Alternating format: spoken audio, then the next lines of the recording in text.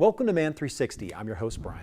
Today we talk to Jonathan Burgess and Tim Heil of the Christian electronic dance music group Transform. They are out-of-the-box missionaries going around the world spreading the love of Jesus and making their mark on the EDM scene. We also have a second segment with them to talk about one of their main platforms, which is defense of the preborn. We talked about what they are doing to raise awareness for these kids, and they gave us some resources for you to get involved. In our outdoors segment today, I talked with my friend Aaron Malone of GideonsTactical about some safety considerations as well as the importance of being courteous when you hike. I'm glad you're here. Let's get started. Welcome to Man 360.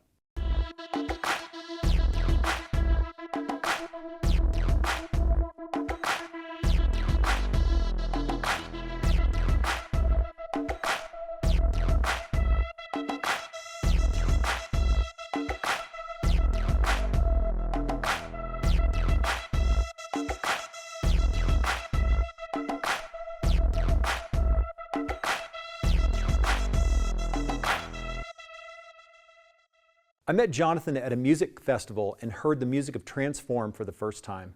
It was fun seeing Christians enjoying electronic dance music and it being a part of their worship. Jonathan and Tim are not ashamed to share about Jesus at their concerts or really anywhere else they go.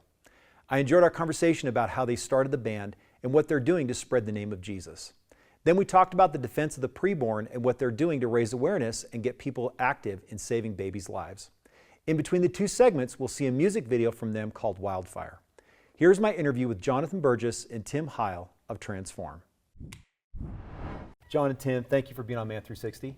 Yeah, thanks so much for having us, man. And I know I've been promising this for a while, that I was going to have Transform on Man 360, and it's finally happening. So I want to get kind of like some of the acronyms out of the way for men that may not know what EDM is, electronic dance music. I've said this before, I feel like you guys are missionaries to the EDM scene and what you do. So can you just share a little bit about the formation and kind of the coming together of Transform? Absolutely, bro. Sure, yeah. I typically handle the initial history stuff, but you know, John and I met in college. I was actually DJing at the time, was in the rave scene a little bit, doing some things, and John went to another school for a little while, and anyway, life happens, we get married, all that good stuff, and prior to that, I did a couple of outreach events, just kind of, you know, almost like testing the waters a little bit, see how, you know, there might be a response from an evangelistic perspective. But our paths crossed again, and we decided to go to a show of a friend of ours who was doing an outreach there, and went to the show. It was amazing. We met up with him, and it was at this coffee shop, and at the time, we introduced ourselves, and the gentleman knew who I was just from some things around the scene at the time. And so, long story short, we ended up like forming what was called Transform Productions at the time, and we did outreaches, rave, club events, outreaches using electronic dance music at the time. And then from there, we kind of formed a musical act or a group where, you know, we're producing our own music and doing various things within that. So that's kind of long story short, but lots of stories within that, but that's kind of how Transform came to be. Is it started as an outreach to the rave culture and then kind of formed into a group. So. And we had a warehouse where we used a warehouse down in Denver with another ministry called Sock's Place. And Doyle Robinson. Yes, absolutely. Huge part of the history right there. And you know, we were doing these like all-night outreaches, and people from the world were like fully in and invested and like loved what we were doing. And it was just this very cool time where we were able to connect with people who didn't know Christ. And so we had opportunity to share the gospel with people. And that other person that we saw DJ that night when we first came together was one of the co-founders from Heaven Fest. So yeah, it was just like this really cool world, and like what's happened since then has been so cool. That's awesome. Yeah. So talk to me a little bit, again, I mentioned you guys as, what my perception is missionaries. Like, how do you feel like you're influencing the EDM culture with what you do with Transform? Like, how are you walking through those doors that God opens for you guys? Yeah, I mean, we would say we have three pillars, and that's Jesus, life, and worship. And so when you come to a Transform show, hopefully when you're listening to Transform music, you get hit with those things, you know, with the gospel of Jesus, protecting the unborn and other defenseless people, and then experiencing really a worship experience. And so that's really what we try to do, no matter if it's through the music or at a show. We try to hit those three pillars, so when you come to a Transform show, you know you're going to get that, and that's one of the ways that we try to infiltrate the scene in some degree and share the gospel. Yeah. And you guys feel like it's more of a, you have a lot of people that you interact with, and there's actually people, I really believe this too, just in, what we do on earth, that we're never really going to know fully who we touch and who we connect with until we get to heaven. But can you just share some of the testimonies of connections and people that you've been able to interact with in your ministry? Absolutely. You want to hit that too? Go ahead. Okay, well, yeah, I mean,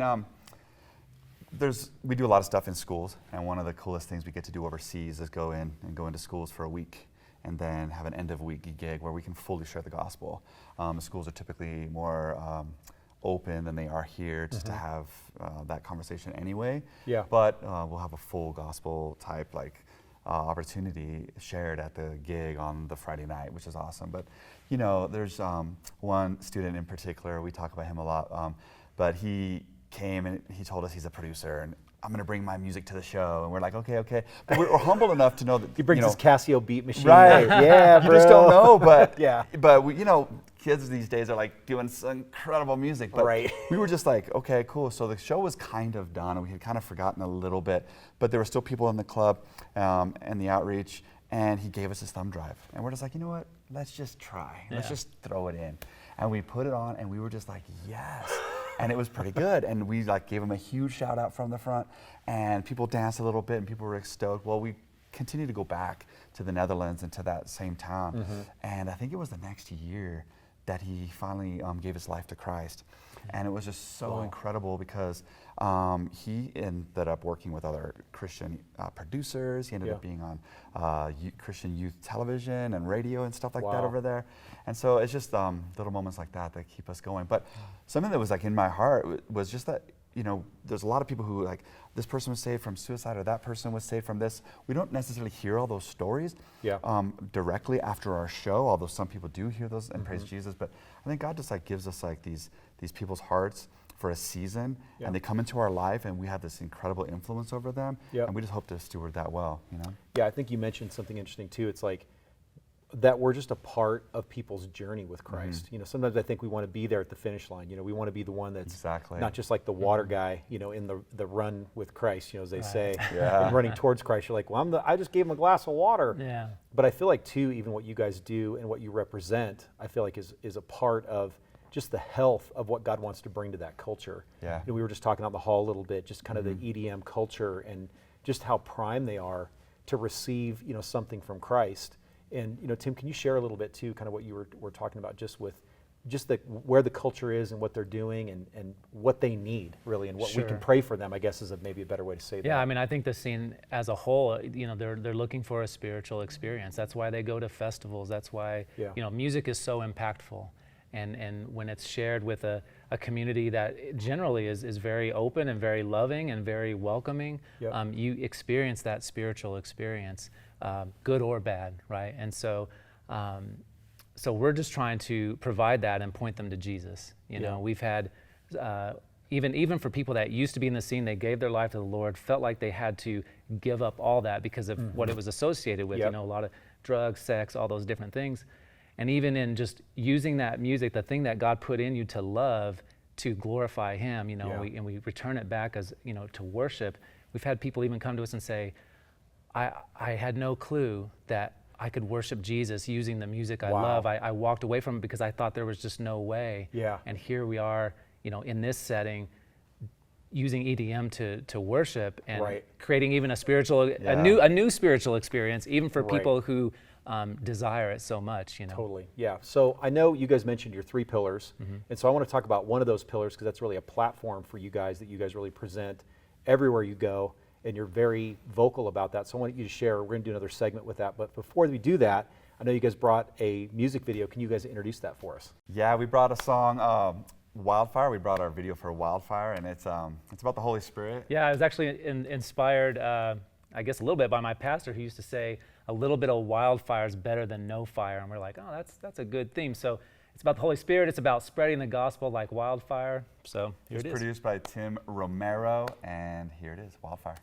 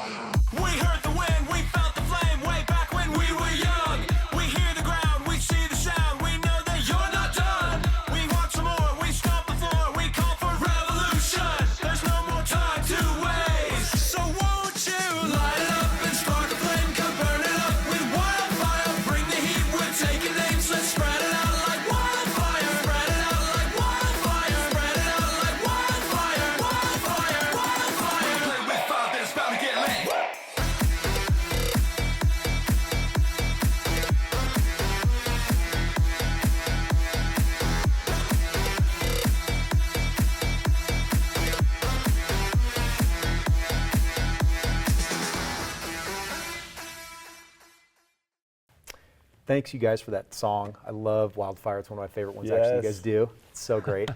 So talk to me about, again, using your voice. I think this is one thing that's really important in our walks with God is we use the talents that God gave us, but then we use and we find platforms to raise awareness for things that we know is close to God's heart. So I know you mentioned your second pillar. If you guys want to mention what that was again, just the defense of the defenseless. And what that means to the preborn. Yeah, to defend preborn people and other defenseless people around the world. Yep. So, like, why do you feel like that was something that was important for Transform and what you guys were doing? What was kind of the genesis behind that?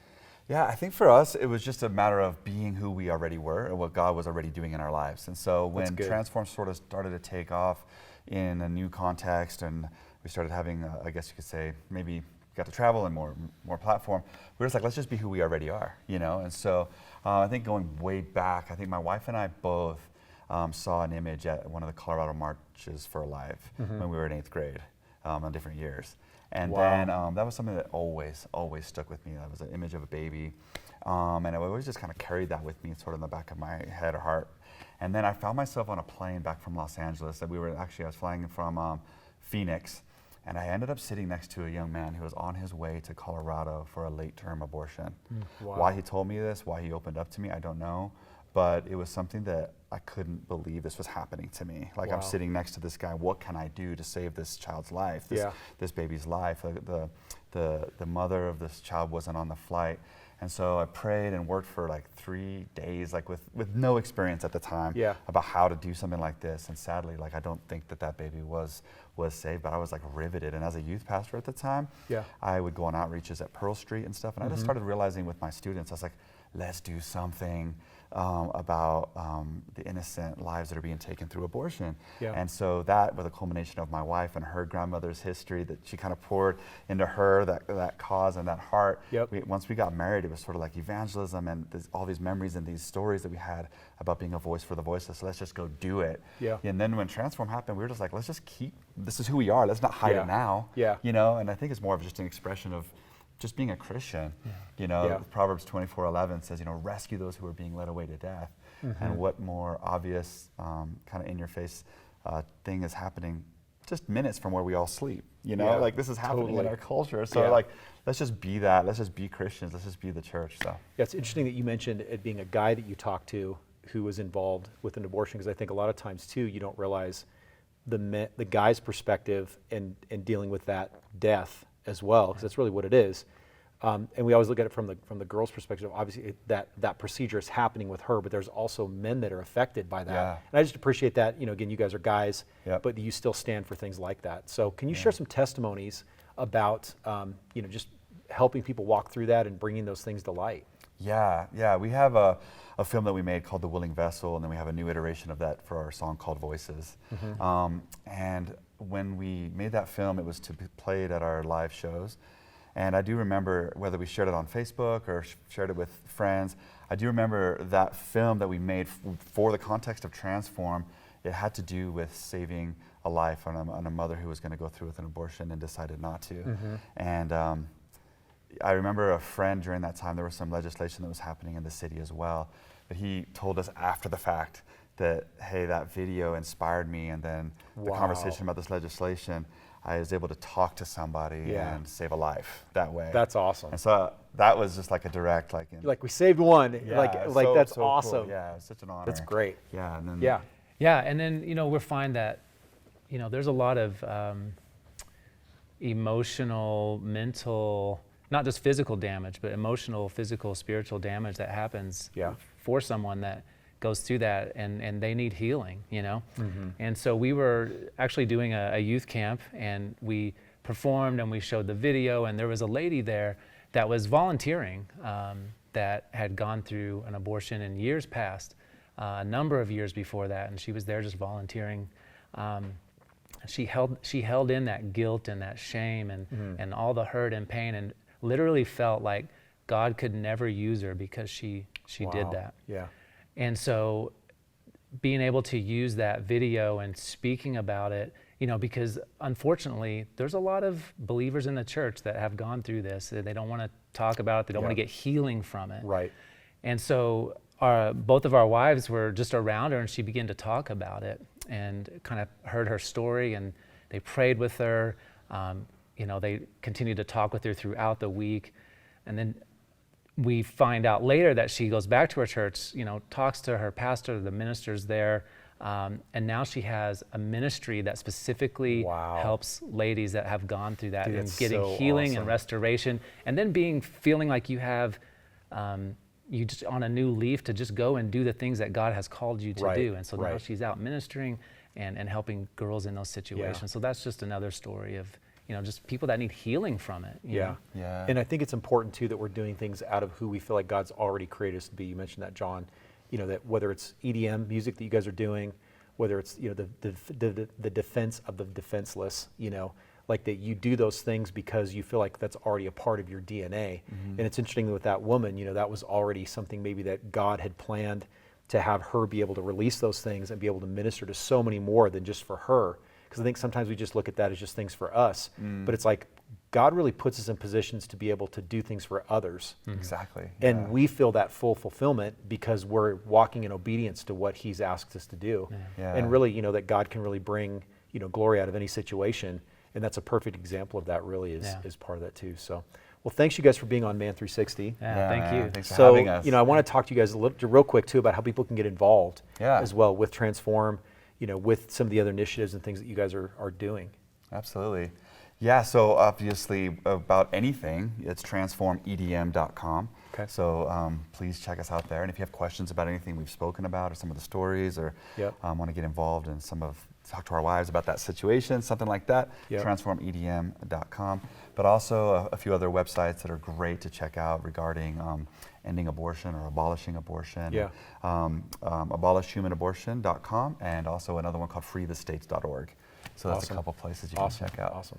Well, again, thanks guys for being on the program. Thanks so much for having us. I enjoyed our man. conversation. I enjoy your music. I don't just say that. I'm not like, well, I got to be real versed because I'm going to have these guys on the program. I really love what you guys are doing. I know. I try. But I just appreciate and just pray for the missionary aspect, really, of what you guys are doing to continue, and that God will open even more doors. So thank you. Same to you, man. Bless you guys. Yeah, bless you too, bro.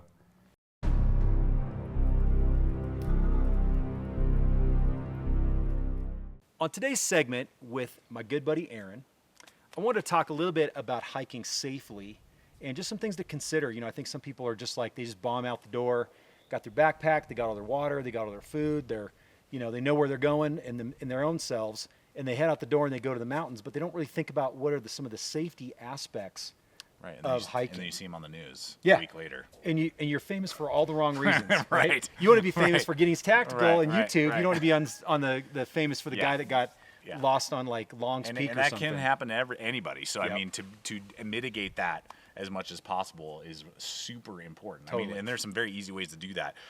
Letting someone, even if you're single, letting somebody know where you are. Like my spouse, I know your spouse knows where we are. Yep. We've communicated where it is. If you haven't heard from us by this point in time, start calling us, trying to figure out where we are. Those type of things is very important. So even a simple text, even if let's say you just moved to a new town and you're just starting to hike and do that stuff, text a family member, a loved one, a coworker, something like that, being like, hey, I'm going to this trail, and if you don't see me, whatever, at church on Sunday or at work on Monday or whatever it is, you'll know there's something wrong, and look at this trailhead or whatever, or this lake that I went to or whatever. I think it is one way that many of the scenarios that we've seen over the years of catastrophes in people's lives, and even family too, that have had situations, can be mitigated if you do that. Totally. Well, I want to talk a little bit too about gear, and I just thought of this too. I have a GPS, 64S Garmin that I love.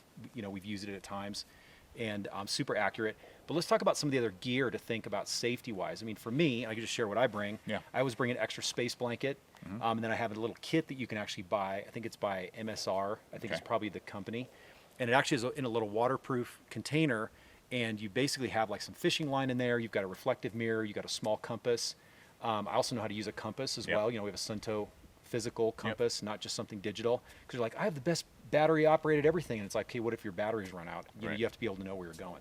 So what are some of the things that you bring, Aaron, as far as for safety-wise, thinking ahead if you do get stuck up in the mountains Right. and you're up there? What are some of the advice that you'd give? Yeah, so like you said, like an emergency blanket and a rain poncho. I mean, those things you can get for like under $5 a piece at any sporting goods store, Amazon, wherever. So those will help a ton in either environment, cold, and emergency blankets are water repellent, so I mean you can hunker down and like let a rainstorm go, but also a poncho. But I think hands-free illumination I always hit on is I think very important, because if you do get injured and it's just taking you, maybe you can get down from wherever you are, but it's just going to take you a lot longer. You're hobbling, whatever the thing may be, or you get turned around and lost, whatever it is, and maybe you're trekking at night. Having something like a headlamp will really help give you just a sense of peace, because a lot of it is just like, what is happening? And there's that anxiety. And if the sun is going down and you've gotten turned around somewhere or something, having that illumination will really help, I think. And then obviously like an emergency whistle, because your voice can only travel so far and it's going to wear out, whereas blowing a whistle every 5 minutes or so, until you get rescued, can definitely be a big help as well. So I think some of those things are simple ways to have a couple very inexpensive gear items that can really, make the difference. Yeah, totally. Well, and even your tagline for GideonsTactical is stay equipped and stay prepared. So I mean, part of that in safety is not just going out to have a good time, but and I think in the back of our minds, I don't think we're pessimists necessarily, but I think it's good to always expect that something could go wrong. I mean, we're probably less than half a mile from the truck right now to get up here. But Aaron and I have enough preparation about other things that we have. We know where there's running water. We have other contingency things built in. And again, and like Aaron said, you said this in a couple other videos too that we've done together, that it's nothing's going wrong until it goes wrong. Right. So you're never expecting something to go wrong or happen. So there's that piece of it. Also, just briefly talk about kind of courtesy when hiking with other people. And the importance of that too. Yeah, I mean, thinking don't someone doesn't kill you. Basically, that's the safety aspect. Is that you don't stress them out. Yeah, but not expecting other people to like carry your slack. They're dealing with their own stuff. They're doing their own thing. Ask. If someone invites you, to go and you're new to that type of environment, maybe it's like. Maybe I'm used to high alpine hiking and I know how to do that. I do not know how to hike very well in desert conditions. I would ask someone, if at all possible, hey, what do you recommend for these type of environments? Is there a time of day I should go versus not? Like, should I, quadruple my water intake? What sunshine? All those type of things, I think is really good. And that just helps to be courteous on the trail for other people. So you're not like, hey man, can I borrow your water? Because you didn't expect to drink as much or whatever, and it's like, no, I brought enough for myself. Now I'm cutting mine short. But, okay, a huge pet peeve. The outdoors is peaceful. This is God's creation. Bringing your boombox on the trail is the most annoying freaking thing in the whole wide world. Your Bluetooth speaker belongs back at the car, not on the trail. You want to wear earbuds and do that, knock yourself out. That's totally cool. Bless you. But I don't need to hear your tunes and your favorite mix for trekking up the trail. I want to enjoy, the creation and, the wind going through the trees and talking to my friends or whatever. I don't need a boombox blaring. Unless you're at almost to the truck and you need something to take you over the edge and you hear a good song come on. More than a feeling. If you can see the truck, let's say that. Lady, if you can see it, if you can see the truck, then maybe. Maybe it's just somebody's stereo playing at that point. There you go. So, I mean, that's a simple one that, depending on the trail that we've been on, that happens, and you're just like, thanks. So, I mean, I guess the whole sum of it in safety, courtesy, all those things, is just preparing, just to think ahead. The greatest thing and the greatest tool really that God gave us when we're hiking or whatever is our brain and our thinking to be able to recognize and realize things more than water, more than shelter, more than any of those things. And we've had a couple situations too, as our group that goes and hikes, where we were like, hey, we just got to keep our heads. We've got to keep focused on what we need to do. We had kind of gotten turned around a little bit and gotten off a couple trails at different times. And, because we like to go and adventure and go different places in different states even. So just to be able to consider that and think about that in safety and also consideration for other people is just being able to be prepared and be equipped properly, as GideonsTactical would tell us every time he plays a video on YouTube. And, so thank you, Aaron, for sharing that stuff. And, no problem. So be safe and stay equipped, stay prepared, and we may see you out there. Let's do our 360-degree review of today's program. It's amazing to think that God would call men like Jonathan and Tim into the world of electronic dance music to not only stand for Jesus, but also for the unborn. The EDM world is filled with many things, but one of them is not Jesus. And that's where Transform is bringing transformation in that music genre.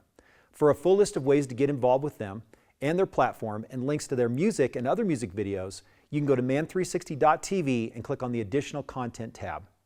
There are many things to consider when it comes to hiking, but the most important thing is safety and being courteous on the trail. Aaron shared some very simple and practical things to consider when it comes to enjoying the outdoors and making sure you have a fun and safe time. For a link to Aaron's YouTube page and for more great content, you can go to our website. Man360 exists to help men be complete in every way through Christ, mentally, physically, and spiritually. I'm glad you stopped by today. You can always send us an email to tell us how we're doing or to send us a prayer request or connect with us on Facebook and Instagram. And we'll see you next week right here on Man360. What's up, guys? What up? We're out I'm the outdoor gangster, toilet paper prankster. Sean's gonna see this. Gonna love He's every good. one Sean of these. knows all this. All right. Bless it. Today's segment, outdoor. Sorry. Oh, You're better set up than I am. Usually, you know me, I fumble over 5 times. gosh, seriously. All right. This is safe hiking with Yes, giddy ups. 101. Brian Morris has been presenting the gospel in exciting and creative ways for over 25 years. Host of Man360 and the author of Holy Crap, Finding God's Presence in Your Pain, Brian's mission is to help men find the joy of God even in the heaviest of life's circumstances. With great responsibility comes a great need for wisdom and a true understanding of how to live a Christ-like way of life. Brian's heart is to help guide men to finding those things and encouraging them along the way. You can have Brian Morris speak at your next men's event by contacting us at man360.tv/contact. We look forward to seeing you soon.